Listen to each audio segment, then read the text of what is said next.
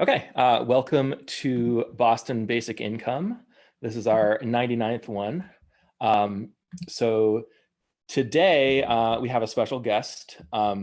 We have Leandro Ferreira, head of the Brazilian Basic Income Network. Earlier this month, he and Paul Katz published a remarkable article in Boston Review entitled "What a Solidarity Economy Looks Like." It details the cash benefit program in Maricá, Rio de Janeiro, Brazil. And the topic of Maricá has come up many times in our discussions. So it's a special privilege to have an expert here with us. So Leandro will speak for 15 minutes and then we'll move into questions and discussions. So Leandro, take it away. Alex and everyone, it's my pleasure to be here with you. I have a very special connection to Boston. As I mentioned to Alex, I have an uncle that lives in Framingham. So I have been to Massachusetts many times. And as you can imagine, my uncle is part of an immigration process that is really an issue in the US, but he has been there for more than 25 years now. I have an American cousin that lives in Boston, so it's always an opportunity to be in contact with people from Massachusetts and from Boston. It's really an opportunity. I would also like to tell you that Fernando, that is here with us, is part of the Brazilian Basic Income Network board. He's along with us in our research program that we have established in the Federal University, Fluminense Federal University, which is a federal university in the state of Rio de Janeiro. He's also a member of the team that is researching about Maricá. And that's very common in the US. People they don't have the letter with the top, and so it's Maricá, not and it's not Maricá. And but that's very usual that people refers to Maricá as Maricá. But if you can, try to use Maricá as a in the end. And Maricá is located nearby Rio de Janeiro city, which probably the city everyone knows around the world when you mention Brazil, if you mention a Brazilian city. And it's in the Rio de Janeiro state shore. So Maricá has a long coast. It's heading the sea. And in recent years, in 2007, Brazil found out pre-salt petroleum reserves, oil reserves in the sea in front of the Rio de Janeiro state. And because the city has a long shore, a lot of the production that comes from these oil fields are part of what makes the budget of the city, the city hall budget, as sustainable as it is nowadays. Because we have regulations here in Brazil that oil revenues should be split in federal level, state level, and with cities that have production and distribution of oil. So Maricá is a city that has a field as part of its territory, makes a lot of money because of the oil revenue, especially since the last production fields have come to a full production in recent years. It is also important to let you know about the Maricá's government, because it's not the first time that a city in Brazil has very strong and steady oil revenues stream. So it's not the first time that it happens in Brazil. Different cities, including the Rio de Janeiro state, have had the opportunity to increase their budget because of oil revenue. But Maricá has a government that is very distinguished from the others city governments that we have nowadays in Brazil. First, because it's ruled by the Workers' Party, which is the party of the former President Lula, of the senator that we mentioned in the article, Eduardo Suplicy, And it's distinguished because we don't have many cities nowadays ruled by PT.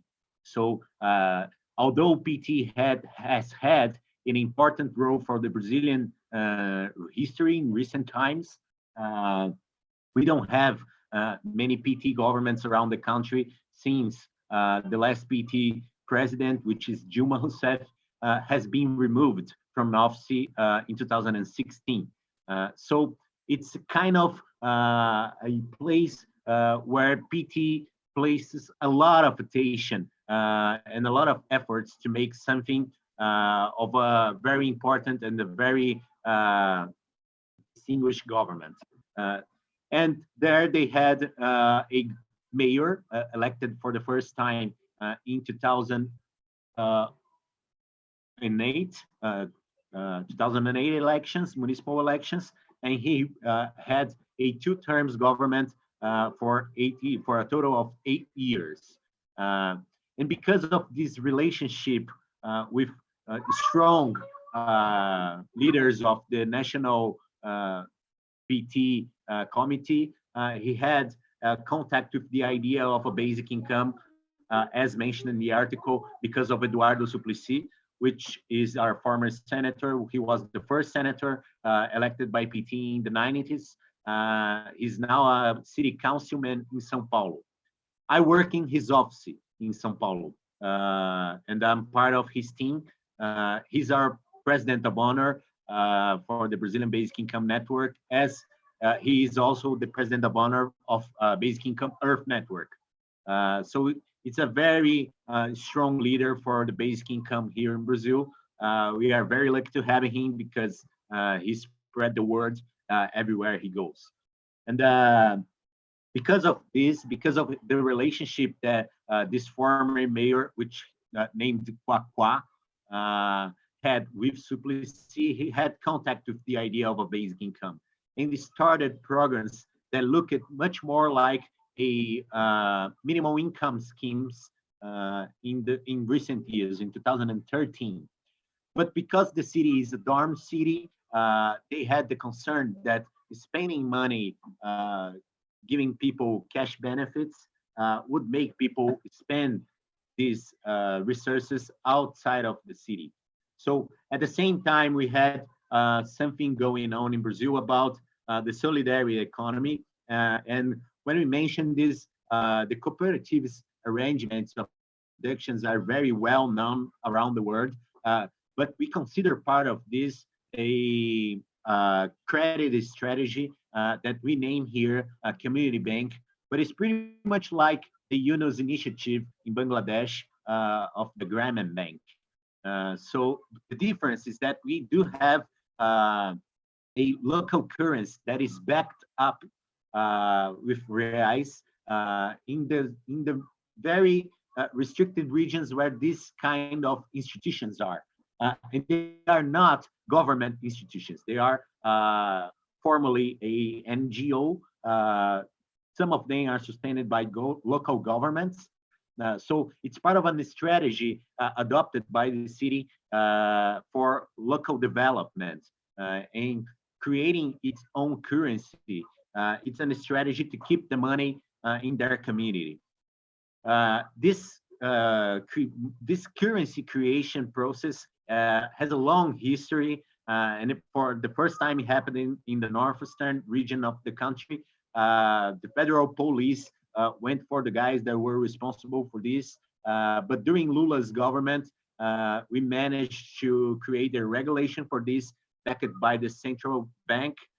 So nowadays we have more than 100 institutions like this around the country, and more than 110 social currencies, local currencies, as we call it.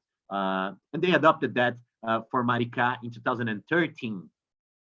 By far, because of the city support and because of oil revenue, it's the largest community bank in the country. So we do have a national network for community banks, but it's by far the largest initiative, the one that we do have for now in Maricá. And as they grew up their revenue with oil resources, they decided to expand those minimum income schemes towards a basic income schemes. And now they are very, very clear about what makes a basic income, just as the rules you were telling us about what you guys consider here as a basic income. Of course, they have some differences, but it's pretty much based on the Suplicy's debate for the recent decades here in Brazil. And what we used to say is that it is a benefit paid in cash. It's unconditional, it's universal, it's periodic, and it's regular, or at least you know when you're going to receive this, and it's individual. The only thing that Maricá has not achieved yet is the universal characteristics of a basic income. The others, we can state with pretty much certainty that they do have a scheme of a partial basic income that is unconditional, totally unconditional. It's individual because the calculation is made based on the individuals. And it's not a household calculation for the benefit. It's very regular, so it's a monthly payment. And it's of course in cash with this specific situation of a social local currency. Every the currency is named mumbuca. For every mumbuca that they have in the city government puts from their own budget a real, which is our official national currency, in the community bank. So the arrangement is that the city transfers the resources to the bank. These reais monies are kept saved in an account, and the bank pays the beneficiaries with mumbucas. People that, for example, have a local business, they are allowed to register themselves as part of the network, and they can then start to receive payments in mumbucas. For you to have an idea of what this represents, the city has about 1,500 official fiscal addresses. So 1,500 official local business, but they do have for now 3,000 local business that are accepting payments in mumbucas, which means that people there were not able to register themselves as a official business, as a fiscal with a fiscal address. It means the economy off the books is now able to be part of the network of the bank and receive payments and make payments. Those are the only ones that are able to change mumbucas back to reais. So people that receive the benefits, they cannot cash out with reais. They can only spend in mumbucas. But the local business, they can cash back reais because they have to pay for supplies that come from outside of the city. So that's more or less how it works, the bank arrangement. And they do have now plans to go, they reach 43,000 people for now. The number kind of changes every day because of very specific situations, like if you have someone that is born in a new family, in one of those families. But they hope to reach the entire population of 160,000 people in the next years. What we are doing for now, we do know that the oil situation, it's kind of a trap because you do have in the US, the Alaska fund, the dividend there. So it's very easy for people to say that basic income in these kind of situations is easier to be paid, to be rolled out. But we do consider that having money is just the first step. What we see for now is that the efforts to enroll people, to take it step by step, trying to find the poorest first, it's a very complicated process. It requires a lot of planning, And we can even consider that it's not as easy to get rid of red tape, as basic income supporters used to say, just by taking basic income measures. It takes a lot of effort to go universal and to go unconditional, and to enroll people, of course. So what we do have now is a research project to try to investigate the impact for beneficiaries and the impact for the city. For you, an example of what is always taken as a question is the inflation situation that it might impact the city. And we do consider that different from experiments like in Finland or in Ontario, or even those people that received in Stockton in California. They are very small experiments, and such an example as Maricá might be the ideal natural experiment to investigate if inflation, for example, is caused by a basic income. And this program, this research program, is a partnership of the university that we have ties here, Fernando and me and the others in Brazil, which is the UFI, Federal University, Fluminense Federal University, and the Jain Family Institute, which is a institute established by Bob Jain, which is the manager of the Millennium Fund. They are from Manhattan, and they have been here 4 times by now. We have a very strong agenda with them, and every time they come and that we keep in touch with them, we raise new questions that are very interesting, and we hope to advertise this in the next years as the investigations come to articles and to products like those you had in the Boston Review, because that's the connection. Paul Katz is a member of Jain Family Institute, and that's how we got to Boston Review, for example. It's a very strong partnership. We are very confident that the agenda for a basic income is a special moment, including because of the national situation here in Brazil now. And we are very open to discuss this pretty much with everyone that requires us. It's our job now to try to advertise this, and we hope that in the next years, this might be a decision-making process that will be facilitated by investigations such as ours. And what we just want to enforce one specific thing about Maricá. It's not an experiment. It's not a pilot. It's a policy. It's here to stay. It has a law. It's approved by the city council. It has very strong regulations. And the city is also creating things like a sovereign fund for after the peak oil production, they can keep paying for their social policy. There are other policies besides the basic income, but they are very committed to make this universal. And I believe that we might be close to see one of the finest examples of a basic income in the real world, how it looks like in the next years after Maricá complete this process. I'm sorry, it took me a few minutes more than 15 minutes, Alex. Oh, that's fine. So this is fantastic. So I'm really excited about the progress you guys have been making, and excited to see where it goes next. I would love to see how you guys move toward universality and kind of the challenges involved there. So I guess so people can feel free to raise their hands to ask questions, and until that happens, I will be asking some questions.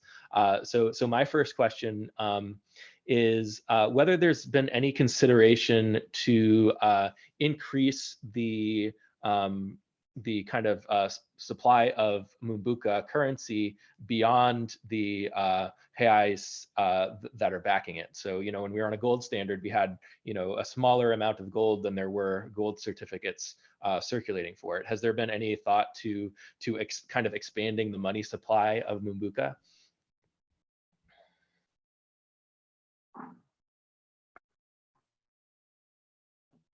Do you hear me? I'm kind of, or am I freeze?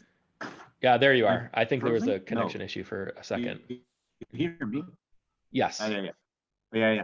Yeah, but I heard your questions about the supply of mumbucas, right? Uh, so mumbucas are backed by reais, so which is the national currency. So this is very important.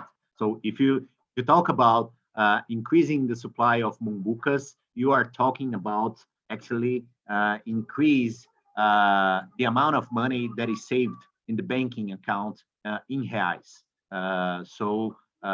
For every mumbuca issued, you do have a real saved in a banking account.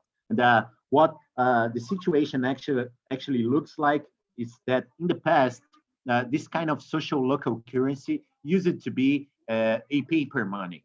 They had an issue with frauds and concerns about business not accepting this so much. But nowadays, what social currency looks like, it's much like this. Uh, this is a regular card, like those you use for buses. You can pay with this in cell phones because of the FLC technology. I think that's Steve, that is the computer science guy here, probably could explain us better, but it's kind of a fintech nowadays. They can increase how much money they circulate in mumbucas by using these fintech strategies. Besides this, they also have an app, which is this. I can go online and transfer money with people. If you have an account in the bank, I can transfer this to you, and this can only be spent in Maricá. But it's a app developed by the national network for community banks. So the city keeps paying the bank in a very synthetic way. The city keeps paying the bank to save reais for the bank to issue more and more mumbucas every month. So that's how it happens. It's the city budget. Okay, so there's no consideration to moving beyond the one-to-one backing. So in terms of the reserves of reais that the bank holds on to, there's I could imagine a situation in which maybe there are twice as many mumbucas as there are reais backing them up, and as long as It cannot not happen. everybody wants to exchange them, it'll never happen. You said? Never Okay. happen. Never happen because Okay. it's central bank regulation. Okay. Cool. That never happens. It's Okay. impossible because they are followed by control agencies like those you have everywhere of central banks. So it never happens. Okay. It's one-to-one every time. Okay. And then my next question is, are there other cities in Brazil or elsewhere in the world that are looking to Maricá as an example and thinking about starting a similar program? What we have in Brazil now, it's a dissemination process of strategies such as this of the community bank. And what they consider is that the community bank, if this exists just for the society part, if it's an organization part of the civil society organization, it can work. But it gets really strong when a local government supports this. So what is happening now is that this strategy of a community bank is being monetized by local governments. So local governments are injecting money as a strategy for their local development process. And the best way that is coming as an opportunity to it, it might be the basic income process. So there are 2 or 3 places in Brazil that are very small cities that they do have community banks. They do have programs that they call as basic income, but they are not committed with universality or unconditionality as the Maricá program is. I don't know about the rest of the world. Right? Okay, well, that's very cool. I hope that once Maricá achieves universality, then some of these other cities will start noticing that and hopefully follow that example. So let's go to Richard. Richard, do you have a question?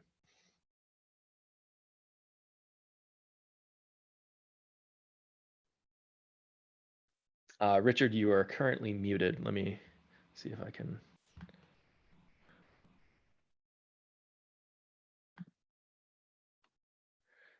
All right, well, while we're waiting for Richard, we'll go to Steve. Yeah, I was just wondering if the amount of the basic income payment is enough for an individual to live on. In particular, can an individual actually deliberately not work and sit at home all day and still live comfortably enough just on the basic income amount?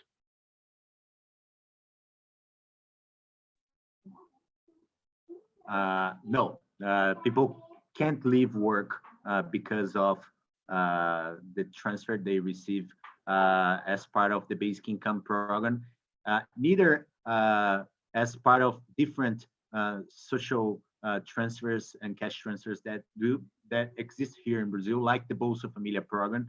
It's a very famous one.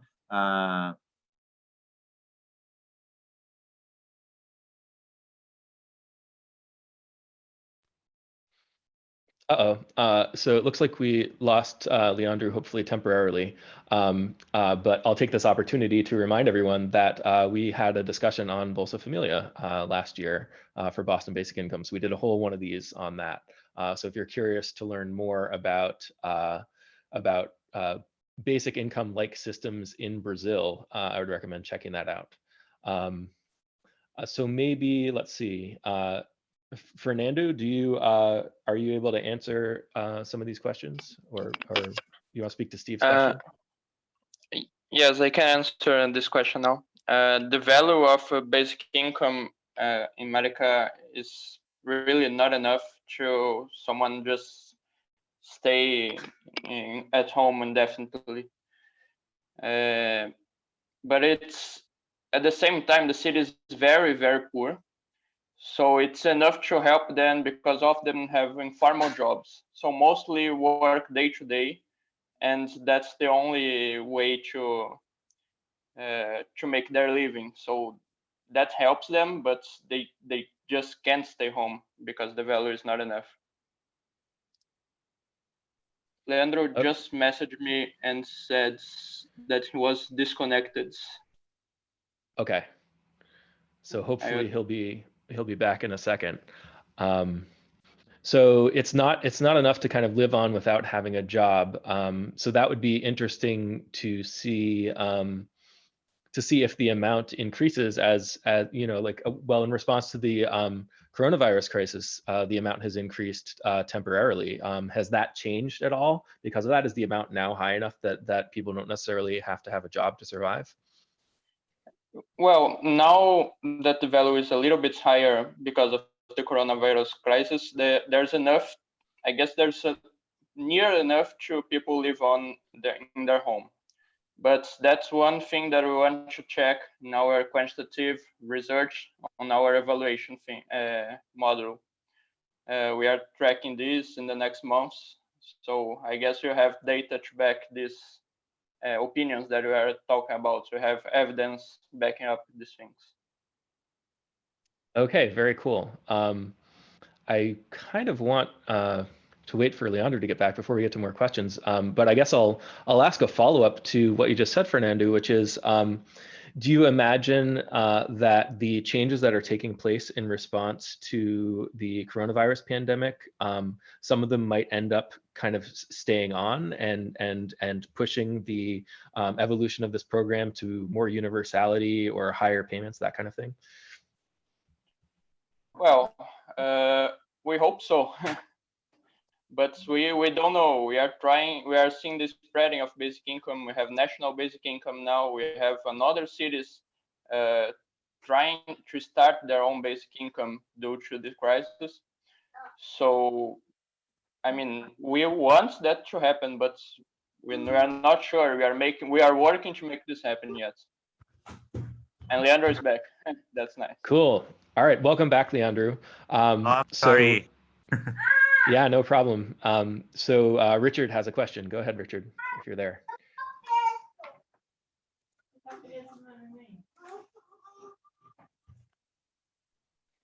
Uh-oh, maybe we waited too long. So let's see, is Leandro there? Okay, yes.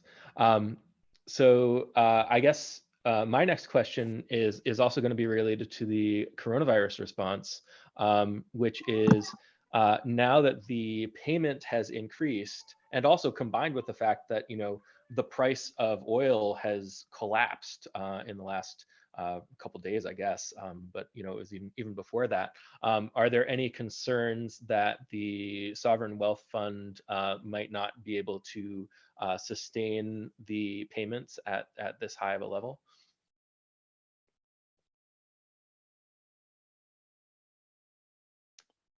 Oops, Leandro, you're muted now.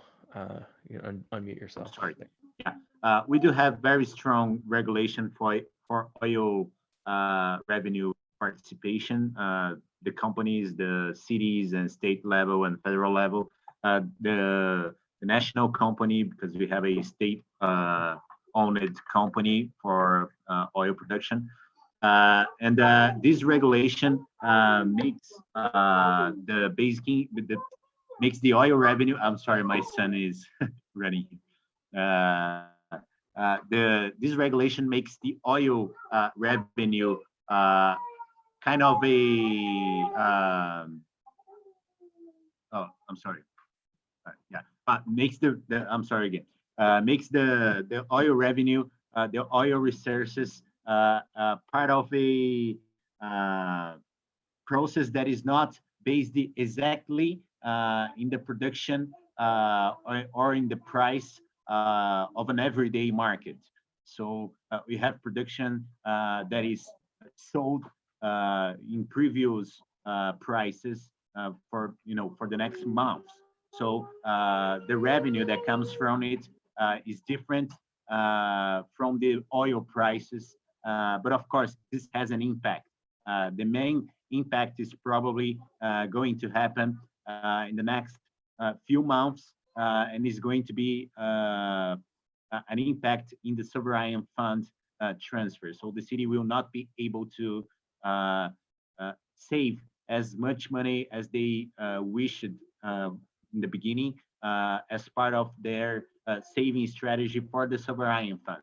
Because when the oil money comes to a city, it comes to its budget. And the budget is compromised for an entire year.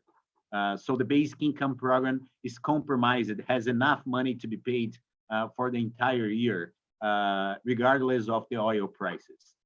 What Maricá makes above what they need to finance their city policies, their multiple policies, is saved back in the sovereign fund. And what is happening now is that the fund is not going to receive as much money as previously before the crisis. So the impact is for the fund, not for the policy.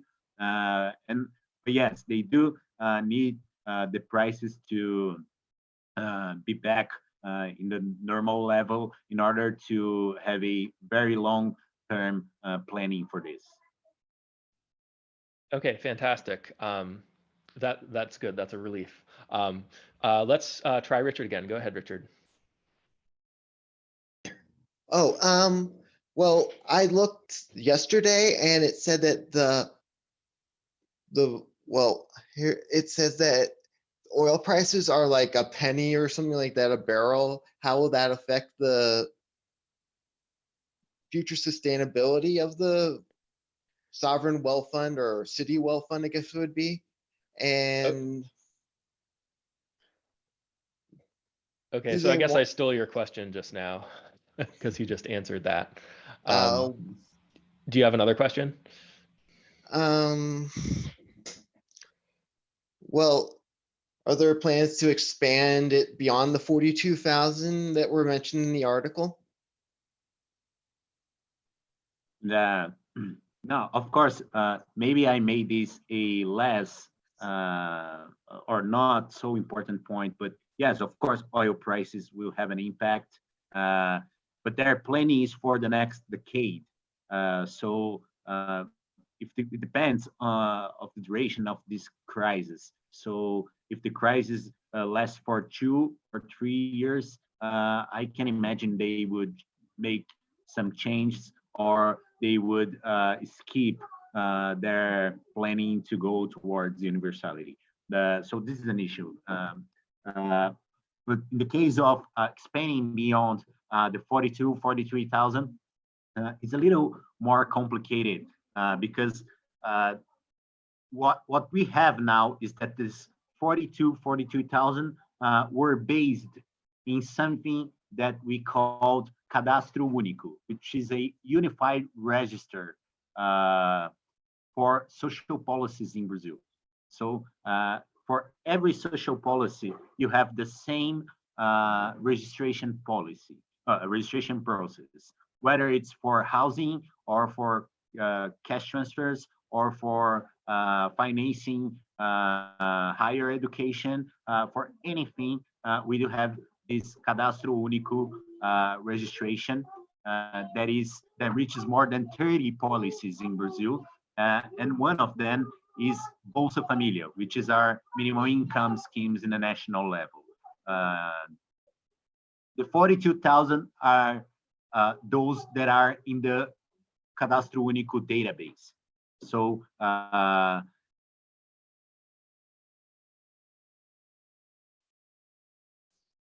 so it looks like Leandro is having some connection issues again.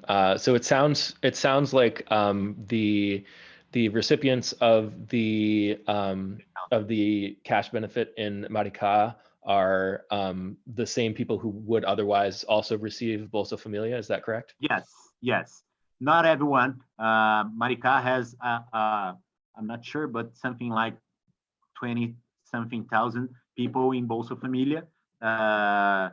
But those that receive, those that are in Cadastro Único are not all of them beneficiaries of Bolsa Família. But the city has access to their data, and they were the first to be enrolled kind of automatically, but this had a lot of problems because of additional information they had into the basic income program. The next step would be far more complicated than that, because you don't know where the next person lives. If the person is not in the Cadastro Único, if it's not in the unified registry that we have for the other policies. So it's a kind of path dependence process that we depend on the instrument that was created before the mumbuca and the basic income program even existed. Because the Cadastro Único strategy is from 2001. It's from before Lula's government. Wow. He reached a peak during Lula's and Dilma's government because of social policy. But now this is the main source of public policy in Brazil. I can state that covered by any social policy, specialist opinion here in Brazil. So this first step was based in the poorest that are in this specific instrument named. I have a copy of this here. So it's so important that you can even find this translated into English. There's a kind of handbook for the use of including for researchers, translated into English. It's very important. It's the richest source of information for social policy and public policy in Brazil. So the next step will be much more complicated, Richard, because the next quarter or the next third of the people that are going to be part of the beneficiaries is not enrolled in any of instruments like these. So yeah, it's the next problem. They don't have how to address that yet, because the next step can only be taken after the election process take place, because there are very strict regulations that you can't bring more people to cash transfers during electoral years. It's a pity because it means that the number of beneficiaries frozen for now, at least until the next elections. So we don't know if, because of the coronavirus, don't even know if the elections are going to take place in October as planned before. Okay, interesting. That's a shame that it's held up like that. Is there an effort to get more people registered in Cadastro Único? Are there people pushing for that? Cadastro Único is permanently open, so you can be registered at any time. The city just can't bring people that are in the Cadastro to the policy, because that would be what the bringing people to cash transfer would mean. So Cadastro Único, you have people around across the country with any of these trying to find poor people and try to enroll them into this database. And in Maricá is the same. So it's open all the time, because people have to be refreshed. They have to have their data refreshed every 2 years. So there are people that are in the Cadastro Único that are part of the beneficiaries of the basic income, and they, have to refresh this during this year. Of course, there are different strategies during the coronavirus crisis, but the Cadastro Único is permanently open. Okay, cool. Let's go to Bethany. Hi, thank you so much for coming on, Leandro. This is really interesting. I had just kind of a broad question. I was interested in whether there were any kind of unanticipated effects, positive or negative. I mean, I assume the main effect is alleviating some of the hardships of poverty and that kind of thing. But if there was anything else that you would want to comment on that maybe someone wouldn't expect. You mentioned some of the businesses forming, but I'm curious about kind of anything that would have surprised the people who put it in place. Maricá has very different policies from the rest of the country. For just to give you an idea, they have free public transportation in the city, also paid by the oil revenue that they have. So you can imagine it's a lot of money. So the macro level, we can't say that the positive economic situation of the city depends only on the basic income, but we are pretty much confident that employment and the social levels of education and healthy are increasing because of social policies such as the basic income. The program that we have, the research project that we have to investigate this is trying to bring more information on their individual level, whether people consider this very positive or not, the working time effect and so on. Every question that you have for every basic income experiment around the world. So there are hypotheses now that we are trying to investigate. One of them is the inflation levels and so on. But we are in the very beginning, and we had to suspend that because of the crisis. But we hope to find a lot of interesting things like those that you might consider that are an impact. But yes, Maricá is creating jobs while the rest of the state is not. The Rio de Janeiro state is losing jobs while Maricá is creating jobs. Of course, it's not only on basic income, but it probably has an impact. Thank you. Okay, great. So Soraya, you have a question? Hi, everyone. Yeah, thank you. I had a couple questions, like kind of a while back. Leandro, thank you again, and Fernando, thank you both for being with us. My question is, okay, so like, what do people typically use the funds for? You just said that transportation is free, so is it food? Is it housing, utilities? Like, what are people saying that this has really helped them to, like, get out of debt, or like, just be able to buy better quality clothes? Fernando, would you like to take that, because you've been through the questionnaire and you would be able to answer that? Well, yes. One part of the thing is that the card is usually given to the mother of the family. So mostly expenses come from the mother, and that's usually makes it the expenses go to foods, markets. I mean, what else? They said clothes, for example. It's basically things for daily living. It's not like they go to buy stuff, luxury stuff, because everyone's a little bit poor in Maricá. So people need their money for their living from day to day. So that's the preliminary data that we have from the pilots that we made with the questionnaire. But after the crisis is gone, we can make it we'll make the questionnaire with more people, so we have a better data on how people spend, if they're eating better, probably, if their health's better, if they are going to the doctor more, this kind of things. But by now, what we know is that they spend mostly on foods.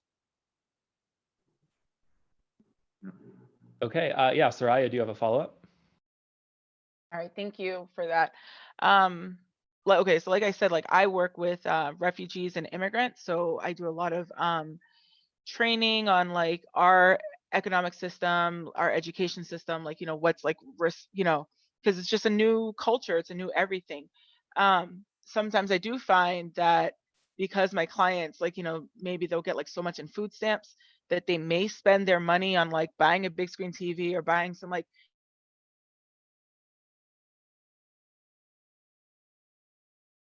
nice stuff and everything. Some like, I don't know if that could be like kind of added to your question. I guess that was more of a comment and not a question. But I guess, okay, my question is, do you guys also have free transportation? I was just Googling it and it said people have to pay for school. So is it they have to pay for school, and then do they also have to pay for healthcare? Or are there like subsidy programs or government assistance for those type of things too? Thank you. Health and education in Brazil are completely free. So they don't have to pay for education. They don't have to pay for health services. And in the case of Maricá, they don't have to pay for transportation. But we do have a national system that is universal for health issues, and the education is completely free. Of course, you do have private services that are part of the network. But Maricá is making great achievements, both in education and in health services. Of course, also that the facilities that we have across the country are not those that we need to provide good health coverage for everyone. But it is different in Maricá. Just another example, but because of the oil revenue, they used their resources in last month to transfer money to a neighborhood city, a different city, to create a camp hospital, because this specific city that is in their borders, they do not receive oil revenues because they are not in the shore. So they transferred their money for health coverage for another city to create a camp hospital. So Maricá is playing a great role providing health and education services, very qualified services for its population. But supposedly people in Brazil have access to health and education services for free. Okay, and Soraya, do you want to ask your next question that you just posted in the chat? All right, thanks. I mean, this is my first time coming, so again, thank you, Richard, for inviting me. I think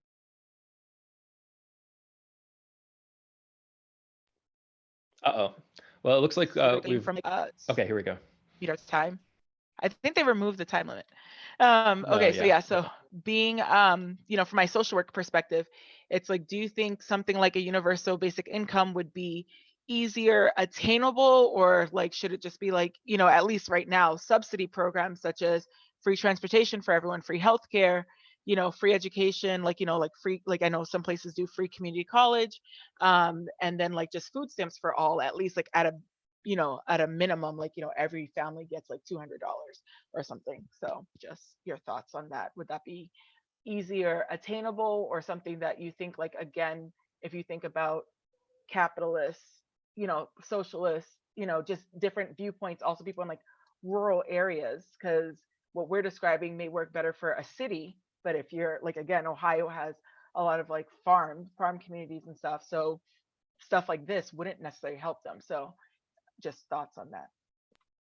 Yeah, so I think another way of asking this question is, to what extent are there trade-offs between where you put resources and where you put money in terms of how they benefit people, and how do you make those trade-offs? How have you guys been kind of navigating that if someone wants more basic income, or someone wants to put that money into making transportation free or something like that? The very specific situation of Maricá, they do have the opportunity of avoiding trade-offs. So what I'm telling you is that they don't have enough infrastructure projects. They don't have enough health facilities, enough education facilities to put the money. So that's why they are saving for the sovereign fund in order to finance this after the big oil.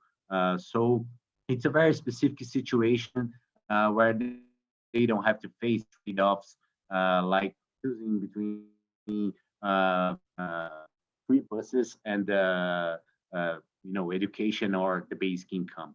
But we do have this for the country. But my view of this is that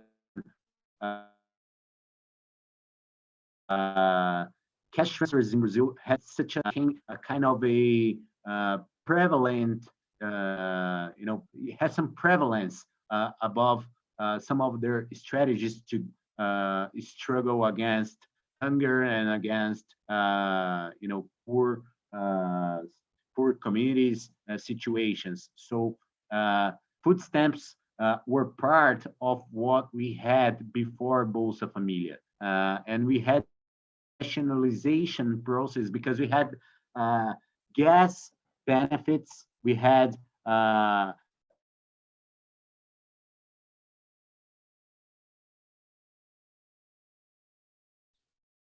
Okay, it looks like we've had another connection issue here. Fernando, do you know where he was going with this? Do you feel like picking it up? Yes, he just said again that he was disconnected. Probably he's going to return. But from my point of view and the point of view of most academics here in Brazil, I mean, these things, public transportation and free healthcare and free education is not a trade-off with cash transfers. For us, it's mostly things are complementary, because you can address different problems with all these policies. Cash transfers won't solve all problems. You need public services, you need healthcare. I mean, it's everything complementary. We just don't see this as a trade-off right now. And what Leandro was saying right before he was disconnected is that before we had Bolsa Familia, we had like very specific cash transfer programs. For example, cash transfers to spend on foods, cash transfers to spend on gas, cash transfers to spend on I don't know, something for your home. There are like several benefits that were a little bit confusing, because the people that should be receiving them, it's like the same people, but mostly people get the gas but don't get the food. So there was a little bit confusing. It wasn't efficient. So everything was unified under Bolsa Familia, and Bolsa Familia, our aim is to make Bolsa Familia turn into a greater basic income right now. But I see. this Yeah. on the national level. On a city level, you can make like just like Maricá is doing and spend it a little bit.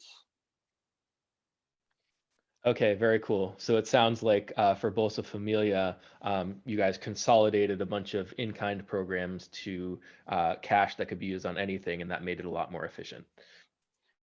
Yes, that was after several years of these problems happening with all this cash transfer and in-kind transfer, because they were not efficient, there are corruption problems. So everything was unified to make it more efficient and easier to people make that thing useful. Okay, let's go to Austin, and we'll also repeat your question when Leandro gets back, so he can chime in. Hi, thanks everyone. Can people hear me? Yes. Okay, great. Yes. Really, my question's about the politics around these payments now that they've been in place. Are these things that still do they get attacked on the right? Were they attacked when was there a lot of controversy about implementing them? And now that they're in place, do they get criticized and attacked by the right wing or anyone else in politics? Are they things that seem like they're under threat, or have they just been accepted as something that's, you know, too popular to touch? That's a great question, and I just want to tack something onto that, which is, how do the other Brazilian cities talk about Maricá? Do they, what kind of judgments do they make about what's going on there? So they started. Maricá is not a well-known city here in Brazil. It's a small city, and basic income didn't start. It's not well known the country yet. So everyone that knows about it is like impressed, but at the same time, it's like, how is this possible? I mean, there's not much criticism beyond the city borders, because people mostly don't understand how everything is possible. I mean, how can they have free transportation, cash transfers, all these things? So like, but I guess by time goes by, people will know more, understand more. But into the city itself, when the problem was introduced, there was this classical issues like, oh, people will get lazy, or people will stop working. This typical criticism that happens. But mostly it was not very effective, because we had already the Bolsa Familia experience that showed that people didn't stop working. So I mean, we're the same criticisms, but we know that they are not true because of our previous experience of cash transfers. And nowadays, I mean, the mayor is extremely popular in the city, so we don't hear much criticism now. And I don't know, some people say about possible inflation, but we are trying to gather this data on our research, but as data shows by, there's no inflation detected yet. So the criticism was a little bit, I mean, it exists, but it's not very significant. People are largely accepting it. Can I just follow up quickly? With the Bolsa Familia payments, is that the same sort of experience, that once they were in place, they became widely accepted more generally? So yes and no, because Bolsa Familia is a little bit more focused on people that have lower income. So this, in the big cities, for example, in Rio, in my neighborhoods, there's no one that receives Bolsa Familia. So people that live here don't know anyone that receives Bolsa Familia, and still thinks like, oh, so people receive Bolsa Familia, stop working. But if you go to a poor neighborhood like in the outskirts of the city, the people that receive Bolsa Familia, they know that everything didn't stop working. So, I mean, it's a little disseminated by the academics. It's widely accepted, but Bolsa Familia is a little bit, probably a little bit with prejudice because of this being focused on extremely low income. But on Mumbuca, in Maricá, since it goes to more people, large part of the city receives the benefits. So mostly people know others that benefit from the problem or from the program, or themselves benefit from the mumbuca or basic income. So I guess this makes a huge difference in acceptance there.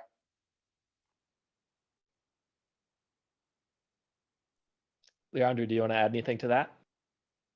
It's just that, as Fernando mentioned, Bolsa Familia, it's kind of a proxy of this kind of discussions in the last 2 decades. So there's a lot of polls trying to find public opinion about Bolsa Familia, for example, and it really shows that data about this is positive for the program. And even if you go for the political debate during elections, for example, in the last elections, even Bolsonaro has been a congressman for more than 25 years. And during his time as a congressman, he used to say absurd things about people that receive Bolsa Familia. And during the 2018 elections, his own platform said that he would keep and try to improve Bolsa Familia. So we had to face this, very in the ground level for many years. So there's a lot of groundwork for social workers, for example, Soraya. We do have an army of people here that work with Bolsa Familia that can now be prepared for this debate. And I believe that for the basic income, it would be the same. As Fernando mentioned, because Maricá is a very small and isolated city, it probably has a better condition for you to go for the public debate to defend the basic income program they are rolling out there.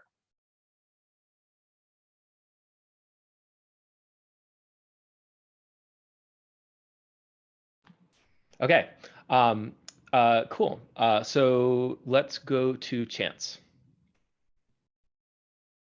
Hey, yeah, I was just wondering, as you're expanding it to a more universal program, what's the plan with the amount, like the dollar amount that you're giving out?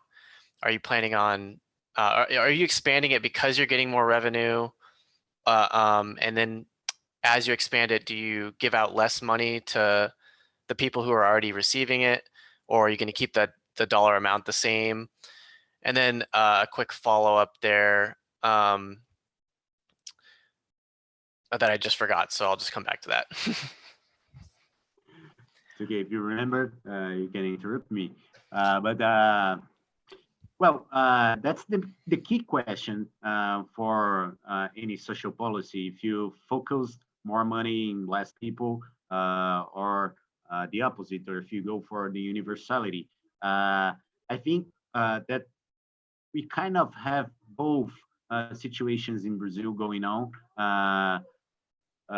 We keep adding people in recent years to Bolsa Familia, for example, but the amount of money paid by the federal government has been kept lower than the necessary. The Maricá situation might present the same challenge, whether people will expand towards universality or try to bring people above a certain level of income, which I think it's very important also because inflation is really an issue here in Brazil. Even those lines for the Maricá program or the Bolsa Familia program, they have to be updated because after the World Bank, new poverty lines, Brazil is now under, far under the levels that are accepted for a medium income level country such as Brazil when it comes to its social policy. So it's something that we have to address, and it's probably going to be easier to do that in Maricá than in the rest of the country. Okay, Chance, did you have a follow-up? Yeah, I remembered. Oh man, now I'm forgetting again. Jeez. Hold on a second. I'm gonna remember it. One sec. Oh yeah, the other revenue sources. So are you guys looking into other revenue sources? And it strikes me as kind of like problematic, that your dividend for helping families out and stuff rests on this, this dinosaur fossil that we're burning and, pumping into the atmosphere and stuff like that. So are you guys looking at other revenue sources? And yeah, I just want to hear your thoughts on that, I guess. So you can imagine they have 60 kilometers. I don't know, maybe that's like 33 miles of coast. They don't have a single hotel there. So they are trying to bring strategies for local development that go beyond the mumbuca, the social currency. They are trying to improve their tourism infrastructure. They are trying to become a city where services might be provided. I'm sorry. Where services might be well provided. They have an airport that can be part of the whole state infrastructure. So they are trying to increase and diversify the economy of the city. It's very important because it's really underdeveloped. Every time we go to Maricá, I'm from São Paulo. I'm not in Rio. So every time I go to Maricá, I have to stay in the city nearby, which is Niterói, that have good hotels, for example, because they don't have any place you can have, a bed and a breakfast in the morning in the city. So you don't have people that live in the city that are able to make investments to create this kind of infrastructure. So they have credit programs based also in the oil revenue, but to aim and to try to address this infrastructure and services and tourism, especially services that they hope that can provide a more diversified economy and resources for them. But besides that, the sovereign fund is an investment fund. So just like as Alaska's is, they are probably discussing for the next years how to invest and which assets they are probably making part of the fund wallet. That's really interesting. So it sounds like there's a lot of opportunity for development of the economy in Maricá. I'm wondering, kind of as a follow-up to that, is it the case that the basic income payments can provide some kind of stimulus there to kind of help further along development in the city of Maricá? Sure.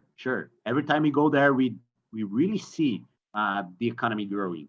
I mean, it's a poor city like many others in Brazil, but you see services being created. You see infrastructure that are prepared to receive a tourism activity, but also to be part of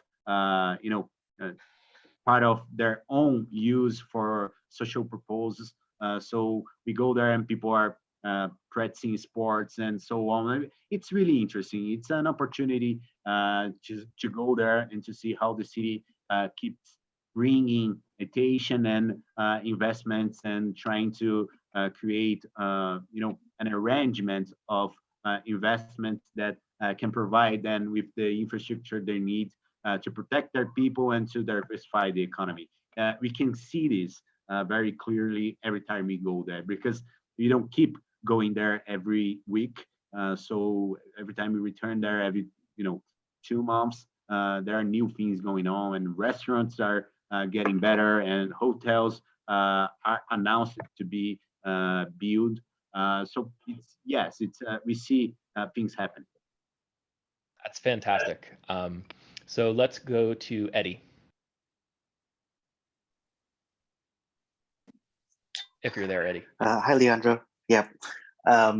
So I would expect that with the conditional cash transfers with the basic income, that all of the extra spending money that the people have would be a big benefit for the economy. And so I was just wondering if you guys have looked at the numbers regarding that, such as besides the unemployment rate, also like the GDP growth of Maricá, compared to other similar areas, or also the unemployment rate and the participation rate, and the amounts that the wages growing for Maricá under this program, compared to another similar area.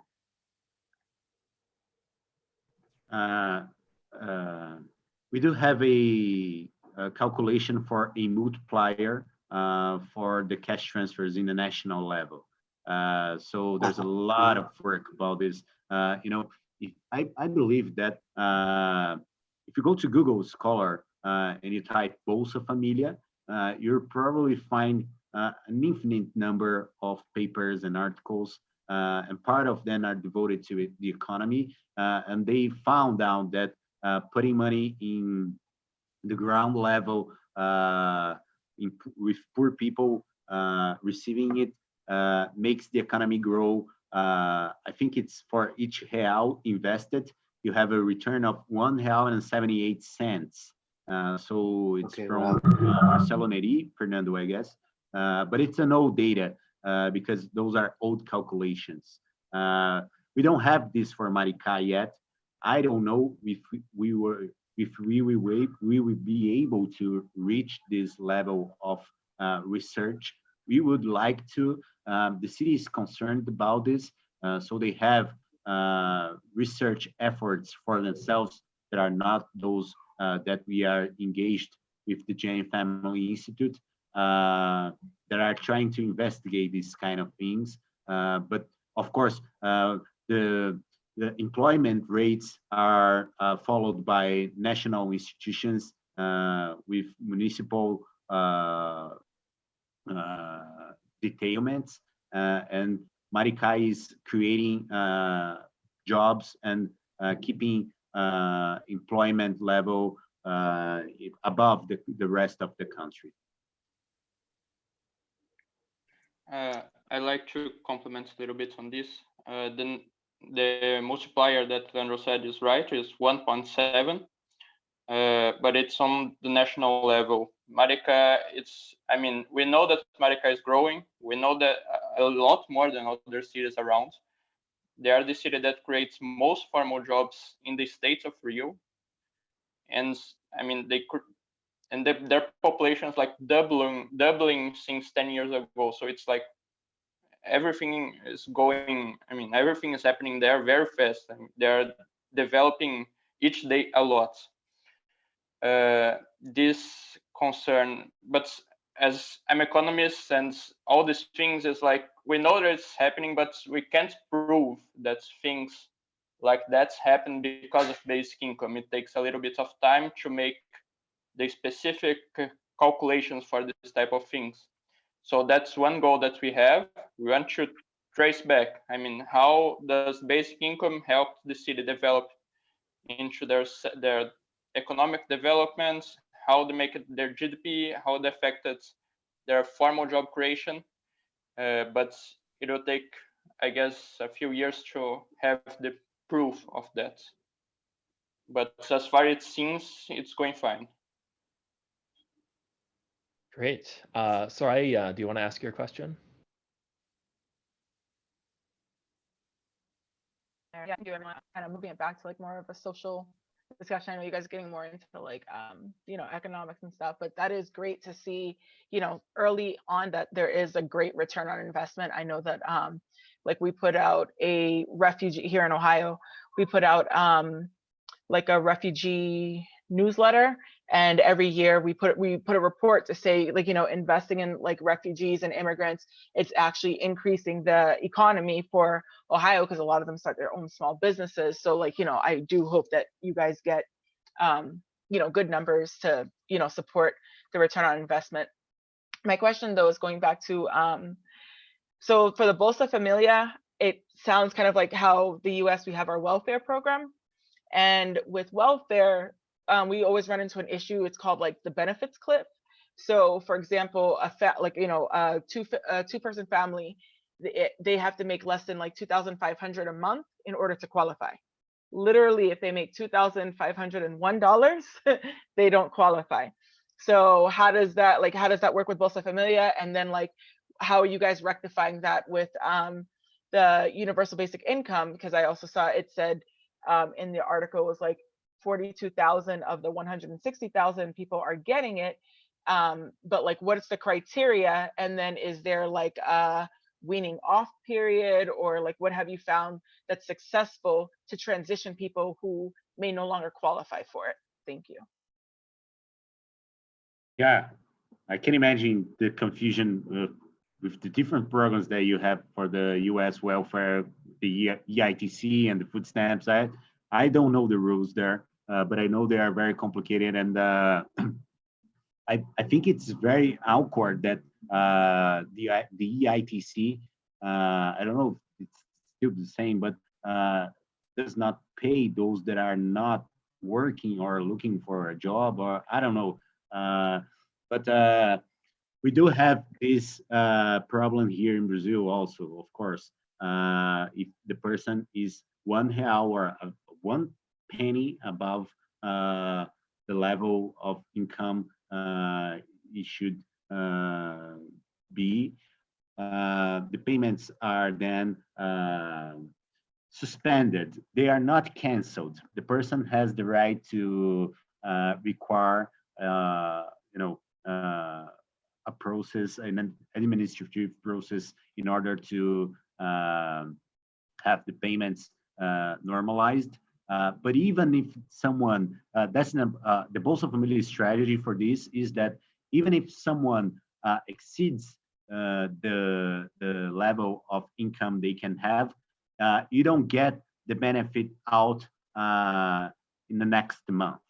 So it's a kind of equalization process that takes at least 3 months, depending on the level of the benefits that they have for the Bolsa Familia. So if someone exceeds it's 178 reais for the Bolsa Familia program, then this person will receive half of the benefit for the next month, and then half of the benefit for the others months until it goes to zero. So there's a 3 months spare time for this. I don't know if that's the correct word to say it, but there's a spare time. Transition period.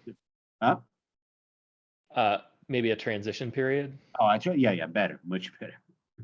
Yeah, there's this transition period. And that also for the Bolsa Familia, there's one thing that if you exceed the income for a single month, you are actually normalized for the whole year of the fiscal year of that person. So it's also a strategy not to block people from getting the benefits if their income exceeds the levels for a single month, for example. So we do have this kind of normalization strategies, but that's a very technical process. Beneficiaries have no idea how this happens, and people usually believe they are entitled to the benefits, and eventually they get really stressed once they are not. And what's the difference in the Maricá program? Is there is it just that once you get the benefit, you just keep it forever? Supposedly, but we actually have not been aware of people that have left the basic income program, at least for now. I don't know how they will deal with this. I don't know if Fernando has an idea also, but it seems like they don't have a process established for the case of someone getting above the lines. But we don't have, we are not aware for now of people leaving the program, but perhaps some of them have exceeded the lines. Once you have the concern of getting universal, probably that won't be a problem. Yeah, from our talks with the city hall, if people exceeds the income thresholds, they don't usually cut off. They don't have the end to cut off. But this is type of question that's their goal. That's what they aim. But it's not something that's bother us a lot, because it's the aim is to go universal. So I guess they won't expel anyone from the benefit. Soraya, do you have a follow-up? Yeah, well, I mean, you guys kind of answered it, but because like what we see here sometimes is like basically they'll call it fraud if the person doesn't report their change of income within 30 days or something, and then the person may be responsible to like pay back. You know what I mean? And again, I'm working with people who are limited English proficiency, people who aren't necessarily used to the system, like so a lot of them are unaware. Then we have to like go to like an appeals court. So I didn't know, like do you guys have a similar process for that? And then like what's the experience? But you said you haven't really had too many experiences with that or cases. Yeah, there's a well, this kind of problem happens in the numbers of millions because of the Bolsa Familia size. So here what we do have is two kind of process that can find out about people's income. One of them is very an administrative process. So Cadastro Único, the Unified Registry, is one source of data that the government has, but the employment data that they have might provide some information that can exclude people from getting cash transfers because the government then knows because of the employment data that person has a level of income above what is registered in the Cadastro Único. So it's in an administrative level. It happens a lot. And after Workers' Party has left the government, it has been happen much more. So different data are being compared to try to find for frauds.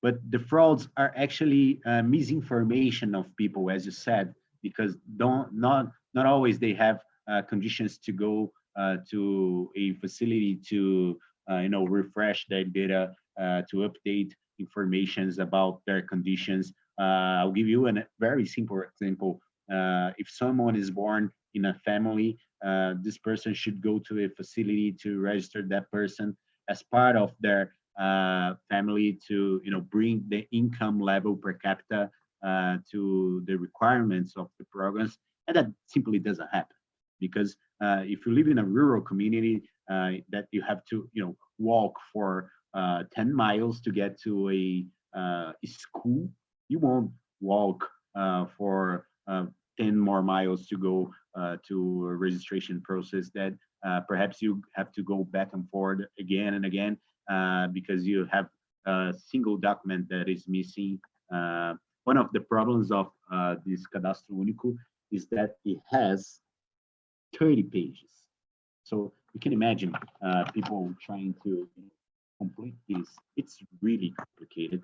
And you have to be very specialized in the social working social workers are very specialized with this.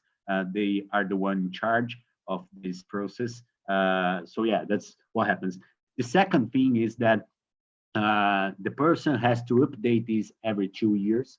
So if the person goes there and says that her income has exceeded the levels, so she will probably be cut off the program. But what we do see is that as most of the economy is off the books for these people, if the person has like R$2 above the lines, the social worker says, please don't do this, declare like R$5 less, you get the benefits. So it's kind of a unwritten code of how people try to help poor people in a situation in which it's depictable that you have to leave the program just because you exceed R$1 or R$2. So social workers, they help a lot in this kind of situation, whether an income should be declared or not in order to get the benefits. Okay, great. So we have a question from the YouTube live stream. So Flex Capacitor has a question. He or she is wondering about how much is rent in Maricá with respect to people's incomes. So he mentions that in Vienna, rent is 4% of income. And I might add to this question, what does the housing market even look like in Maricá? Do people own their homes? Is there much of a market, or do people just kind of, yeah. Fernando, would you like to? Yes. So considering Maricá is not a big metropolitan city, I mean, it's nothing like New York. There's nothing like Los Angeles. It's not like this. It's a place where most people have their own houses because, I mean, the land is not really worth it a lot. So most people just own their houses. But as the data we have shows, the rent markets, there is a rent market, but it's not big, and it's usually around R$400 for a family house.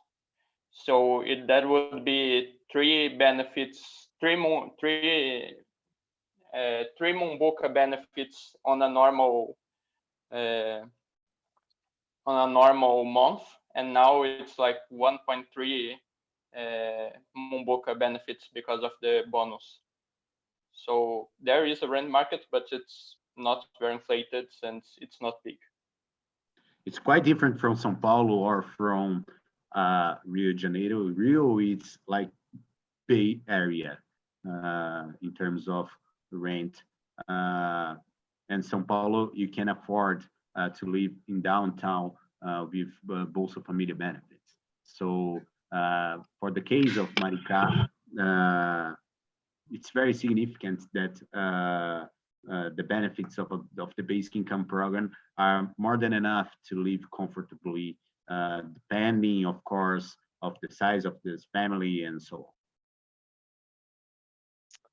Okay, interesting. Let's go to Bethany.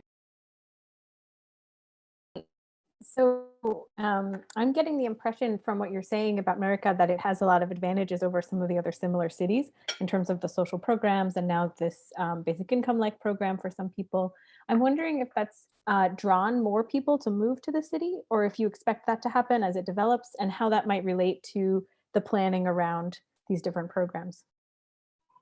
What happens in Maricá is that people are moving there not because of the basic income, but because the city is creating a lot of opportunity with its economy growing. So people are getting there to open businesses to, because they have a family that lives there, and then they have employment opportunities and so on. And new businesses are also being created. I'll give you an example. For you to go to the platforms of oil exploration in the sea, you have to have a base airport that provides like huge helicopter services So you can imagine a very poor, very poor community with a huge hub of helicopters, like those Sikorsky helicopters that bring 30 people at the same time to platforms. So it's that's the kind of opportunity that people are looking for more than the basic income. Because if they manage to be part of the helicopter crew, they will have like thousands of times more money than the basic income program, right? So this is the kind of opportunity that bring people to Maricá. And of course, people are not leaving Maricá also. That's something important because perhaps you had a lot of people that were born in Maricá, born and raised, and then they leave because they don't have an opportunity. They had to go out to stud and such things, and they don't come back anymore. Especially if they go to a big city like Rio de Janeiro. So it's much better to spend the rest of their lives outside of Maricá. So I guess that now, not only because of the basic income, but because of the growing movement of the city, people are not leaving. But yes, we do observe that in recent years, the population has doubled. Wow, thanks. There's one more thing that's for you to be able to be eligible for the basic income scheme, you have to live in Maricá for at least 3 years. So there's one kind of rule they created to avoid this. But yes, the population is growing a lot. Thank you. Yeah, that's interesting. Okay, let's go to Austin. Hi, I'm just curious, when you say the population has grown, do you have data on the demographics of that? Because I know a lot of these smaller centers would be losing young people. Traditionally, you have this sort of very young and very old population and not much in the middle, and if that's changed at all. And if you think there's any relationship with the basic income program, or it's just the oil opportunities and those opportunities. And we have very good statistics on demographics in Brazil. We have a national institutions that go after that. It's a tradition to have very good demographics, and we missed the opportunity this year to implement the census. We would have a census this year, but because of the coronavirus, it's suspended. We will have very accurate information in the next year. This means that our last very detailed information is from 10 years ago. So the rest of the information that we have are projections. And Maricá, of course, has a birth rate that is quite normal for the country, I guess. What happens is that, once again, people are not leaving the city. Maybe some of them are moving back to the city because of the opportunities that the economy is bringing for them. And people that are younger, we are in the very specific situation of the demographic bonus in Brazil in this moment. I don't know if you are familiar to this concept, but it's that period that the active economic population is in its higher number in the demographic transition that we have in our demographic pyramids, right? So I don't know if I was clear about this, but we do have more people in the age that they can work. So these people are not leaving Maricá. And this is also important because they are qualifying themselves because of the education opportunities. They are staying in Maricá, and the economy is growing. So they are one of the few cities that are being able to manage a process where they can take advantage of this demographic bonus that Brazil is going through. Okay, yeah, and that actually reminds me of a question, which is, So in America, we have a little bit of a tension between people and political groups that advocate for workers and then people who advocate for addressing the problem of poverty. So there's people who are fighting for the working class, and then there are people who are fighting for the poor. And I'm wondering to what extent that tension exists in Brazil or in Maricá, because something like a basic income, of course, it goes to everyone, whether you happen to be working or not, or how much of a worker you are. But it also seems to be promoted by the Workers' Party. So I was wondering if you could comment on that. Yeah, I think it's really funny to observe this kind of, dilemma that you have there, because people here would like to be workers. They don't have an work opportunity. So social protection should address as much people as possible, as simple as possible. So it kinds of, it has been part of the same program, the same platform for the same people, addressing the poor situation and the worker situation. Lula, our first Workers' Party president, was a union president during his activism time. And he's responsible for the Bolsa Família program as a lead policy during his government. So the dilemma is not actually real or as important here as it seems to be in Europe or in the US, because everybody can be poor if the country goes really bad. What is happening now? So it's kind of natural that this kind of process of the basic income policy that is going on in Maricá is a initiative of the Workers' Party. The Workers' Party is kind of legitimated by the poorest in the country as their political option. So it's more or less like that. I should advise you that I'm a member of the Workers' Party. I guess I didn't make it clear, but I'm a member of the Workers' Party. And it's very natural for me to be in both situations where we discuss with unions and with very poor communities about cash transfers. Okay, Austin, go ahead. He's mostly answered my question, but there was just a term I wanted to introduce to the discussion. I was going to ask, he seems to have already, Leandro seems to have already said it's less of an issue, but in Australia we have what's often referred to as downwards envy, where the people with jobs are envious of the people who are on unemployment payments and sort of talk about how great they've got it. But it sounds like that's less of an issue in Brazil, which is a good thing, I guess. The only thing that really changes this, really makes a difference for a worker and someone that has been poor for the whole life is the pension system. The pension system is very unequal for workers than for regular people. There are people here in Brazil that don't have a formal job for their whole life.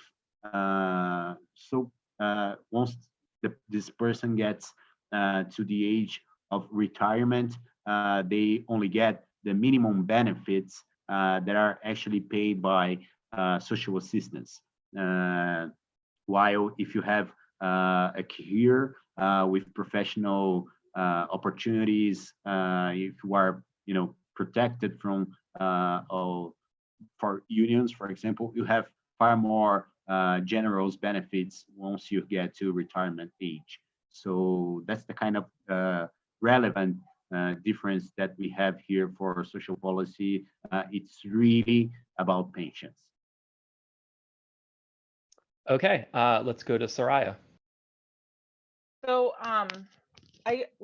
okay, so you guys don't have a universal basic income totally in place yet. It's more like the mumbuca system that's kind of like supplementing. But I guess I want to know what criteria would disqualify someone from being a recipient of the mumbuca. Like I know you said they had to be a resident of Maricá for 3 years, but like what else could make someone not be eligible for those benefits? Thank you.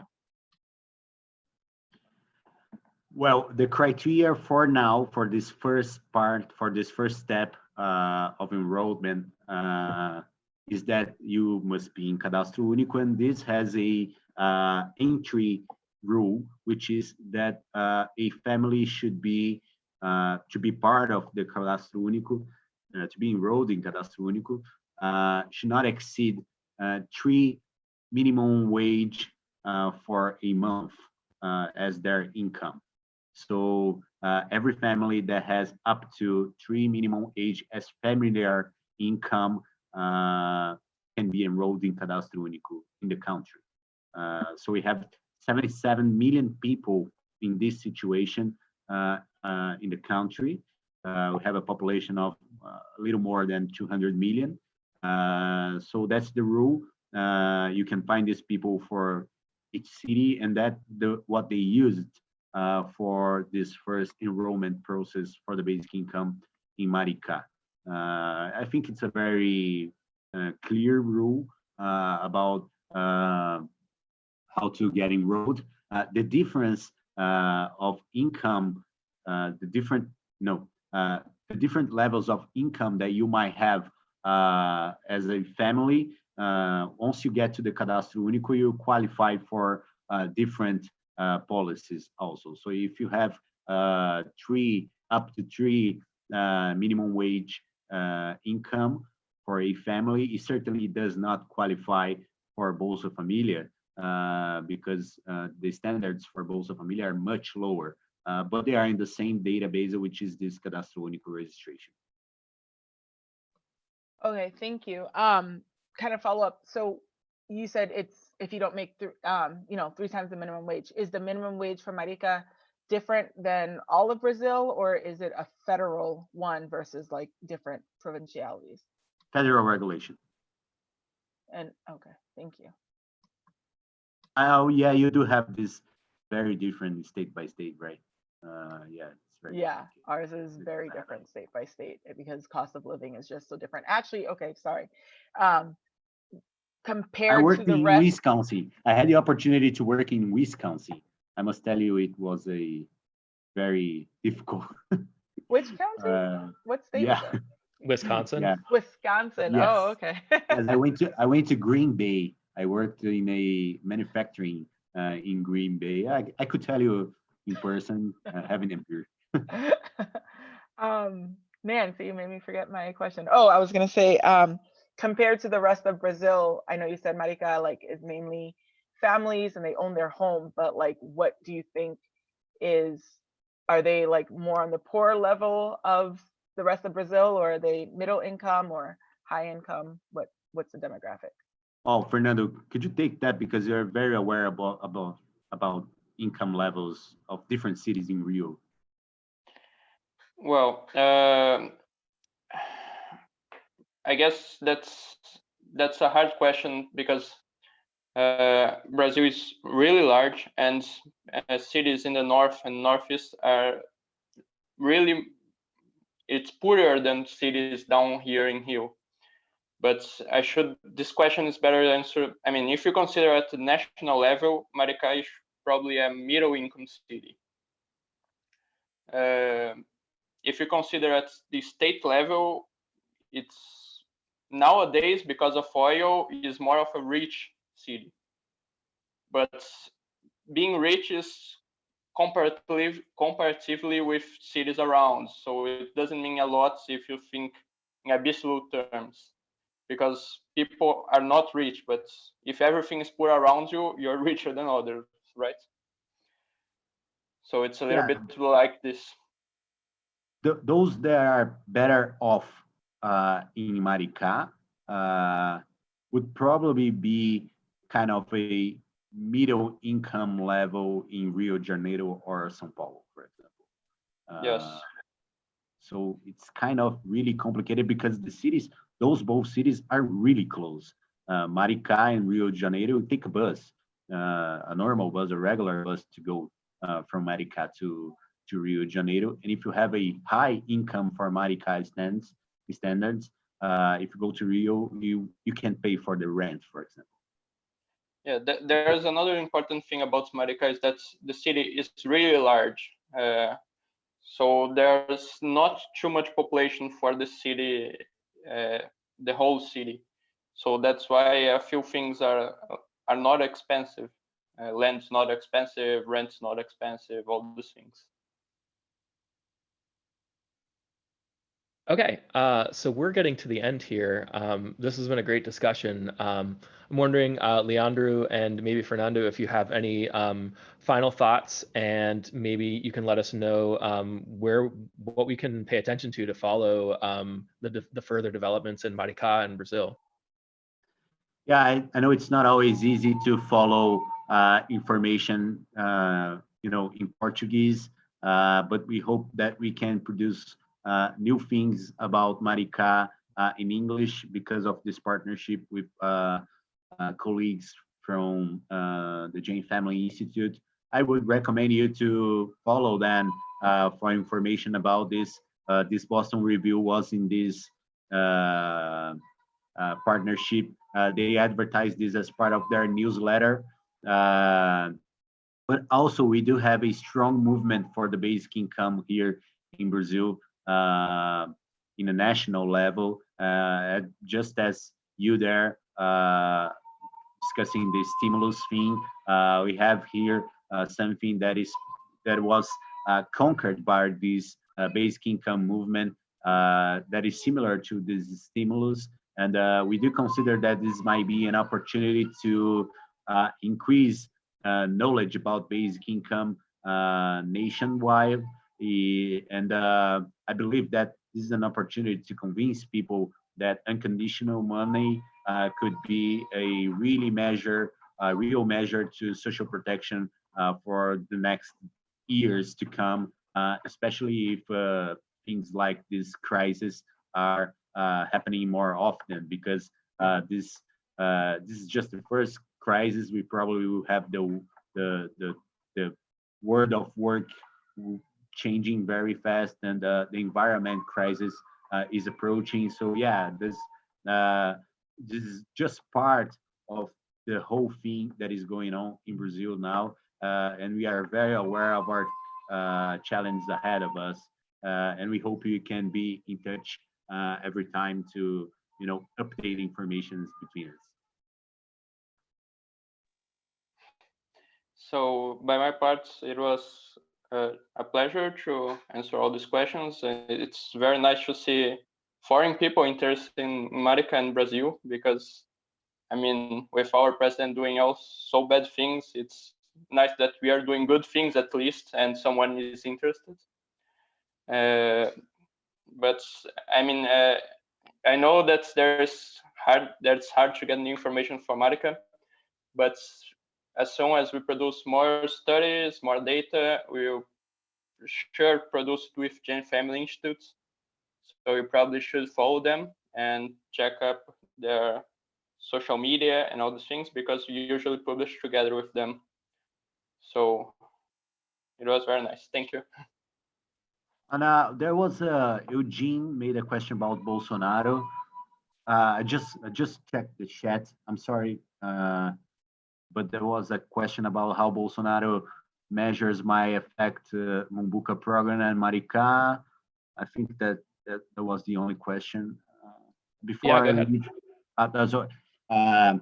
So yes, we are concerned about Bolsonaro government, and but mostly because he's trying to keep people off the Bolsa Familia. So of course, it might have an impact in Maricá, especially because of oil regulation. These very neoliberal people that are in his government are trying to change oil regulations all the time to bring company in a more profitable activity in energy. So we are concerned about this, but at the same time, we have to be concerned in the national level, because his government made 1.2 million people leave, 1.2 million families leave the Bolsa Familia. So this has like billions in reais that are not going to the poorest in the country anymore because of their administrative measures. So this concerns far more than the impact it might have in Maricá. I think that's the only question I saw. I'm sorry for taking this after saying No, goodbye. That's great. That's a really good answer. I wish that we had you guys here when we discussed Bolsa Familia, but obviously that was an in-person discussion group, so it might have been a little more challenging. Yeah, I think it's great that people from all around the world are able to talk through platforms like this, and I'm really excited that Boston Basic Income has opened up to, we have people here from Australia, Brazil, obviously, and I think New York City as well as Ohio and Boston, of course.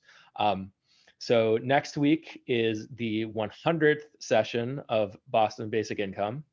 And what we're going to do is I'm going to give a talk, an intro to basic income talk, or intro to UBI, and follow that up with questions. So hopefully that will be kind of like a hopping on point where people can come in and get started on learning about basic income, or anyone who's been talking about it before, just kind of resetting and getting, kind of a starting place from, so that we all kind of have the same understanding to begin with. So I'm really looking forward to that. Hope to see as many of you back next week as possible. And thanks so much, Leandro and Fernando, for doing this.